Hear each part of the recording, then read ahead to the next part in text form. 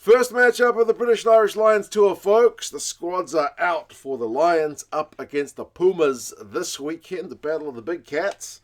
Pumas against the Lions in Dublin. This is not a matchup you ever get to see. So you feel like this is kind of must-watch viewing. Obviously, both sides have had to pick from the players that are available. The Lions have still got a few guys who've only just joined the squad, having finished their club duties, and the Argentinians also with some big-name guys unavailable and a bit of inexperience, particularly on their bench. But we'll go through the squads as they have been named. How might these sides play? You guys can let us know your thoughts on what the scoreline might be, and we will touch on the predictions at the end. The last time we saw these teams play, 2005. What were you doing in 2005?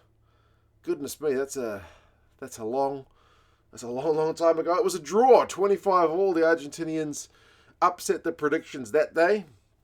They'll be looking to do something similar for this one. But for the Lions, it is a strong English contingent that leads the way. But there's obviously sprinklings of the other nations represented in the squad, I guess, as it should be. Genge, Cowan-Dickie, and Beelum. Beelum goes from being outside of the Lions squad initial selection to starting in this first match, which is a big congratulations to him for that.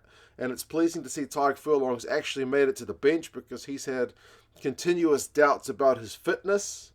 It will be interesting to see how many minutes he gets from the bench, whether they kind of just sprinkle him in at the end or they give him a good, decent 20-30 minutes to have a run. Itoje captains the side from the second row alongside Tyke Byrne. I had my suspicions that they might stick Byrne in the back row. They still may do it later on in the tour, because I wasn't sure if Byrne and Itoje are a natural locking duo, given that they both tend to play loose head lock, but they've chucked Tyke Byrne in alongside Itoje, so that may be the locking duo going forward.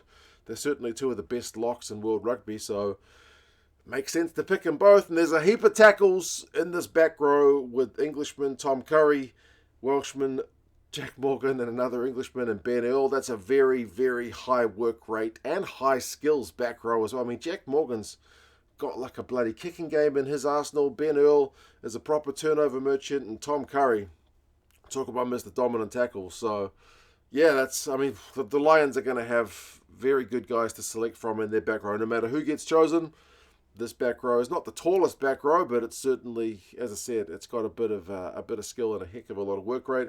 English duo Mitchell and Smith are the 9-10 combo. I feel like that makes sense given of the availability of other players, with Russell having just kind of finished his duties with Bath.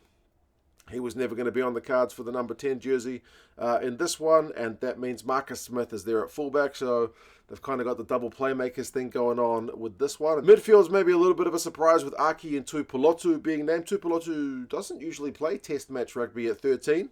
I think he started for Scotland once at 13, but he gets the nod at 13 for this one alongside veteran Bundy Aki. And this, on paper anyway, is one of the areas where the Lions, in terms of experience, are looking much deeper than the Pumas. And then Freeman, Van der Merwe on the wings. Van der Merwe is going to have to get that big power game of his going because he's bigger than the Argentinian wingers. And then Freeman has been in exceptional form from when I've seen him playing in 2025.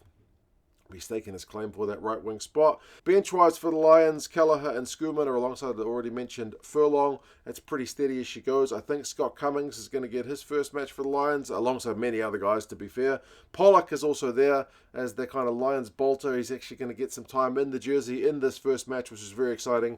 Another Welshman with Thomas Williams, Elliot Daly, doing the kind of versatile thing to cover multiple positions in the back line, and then Mac Hansen there as well.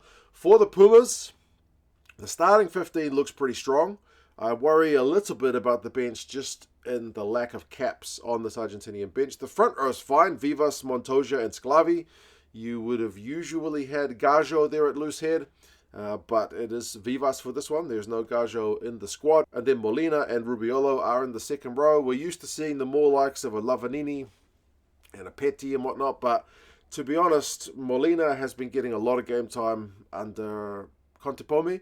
And he's looked pretty good, man. He's a proper kind of skills lock, so I like him there. And Rubiola's a big unit, number 5, so a traditional kind of big man, skills man combo for the Pumas there. And the back row is exceptional. Oviedo's been that blockbusting ball carrier at number 8, which is what you want to see, and he's going to have to work hard to get some run meters up against the Lions. Juan Martin Gonzalez, English fans will be very familiar with him from his time in the Premiership. You know, good liner operator as well, and very dynamic around the park. Proper like jack of all trades guy, to be fair. And then Matera, maybe the most well-known Argentinian player in the kind of current crop, and for good reason. New Zealand fans are familiar with him for his time with the Crusaders. Won a Super Rugby title down here, led the Pumas to success over the All Blacks, so he has been their kind of captain fantastic, even if he is not the captain for this one, that is Montoya. The backs, Garcia and Albornoz, the 9-10 combo. Garcia's often been the bench guy for the Pumas, so he's going to have a little bit extra pressure on him as the starter for this one. But Albornoz had an exceptional year last year, leading this Pumas team around the paddock like a proper 10. For a number of years, the Pumas have, since Nico Sanchez kind of got a bit older, they've had question marks about who's going to be their 10. But Albornoz, I feel like, grabbed that jersey by the scruff of the neck. He's got a great running game, and he's got a decent, round the park kicking game as well. Picardo and Sinti, the midfield. Picardo is the only guy who based in Argentina of these Argentinian players, and he's only had one cap, and it's his first start. That's an amazing amount of pressure when you consider the guy up against him is Bundy Aki. Sinti has certainly been that versatile guy, winger or midfield for the Pumas for a long time. And then the outside backs are exciting because you've got Isco, the Sevens legend, on the right wing. Mendy, who got a bunch of tries against Uruguay when he played, I think, his only test for the Pumas last year. And then Carreras is that other kind of dual playmaking role, similar to the Marcus Smith thing at fullback for the Lions, at fullback for the Pumas. So you could see a decent amount of tactical kicking from both of these squads with the amount of playmakers we do have. But then there's the bench. Bernasconi uncapped, Wegner uncapped, and Cordia one cap for the Pumas. That's the front row. That could be an issue. Grondona is usually a loose forward, but he's named in the 19 jumper, I'm assuming, as the lock replacement, because I don't see a natural lock in the back row starting guys either. Moro has had one cap against Uruguay. He scored a couple of tries. And then replacement halfback who is uncapped in Benitez Cruz. Then there's Moroni, the veteran, and Santiago Correro, another kind of veteran, on the bench. So yeah, there's a lack of experience on the bench for Argentina. They may be looking for their starting guys to run pretty deep.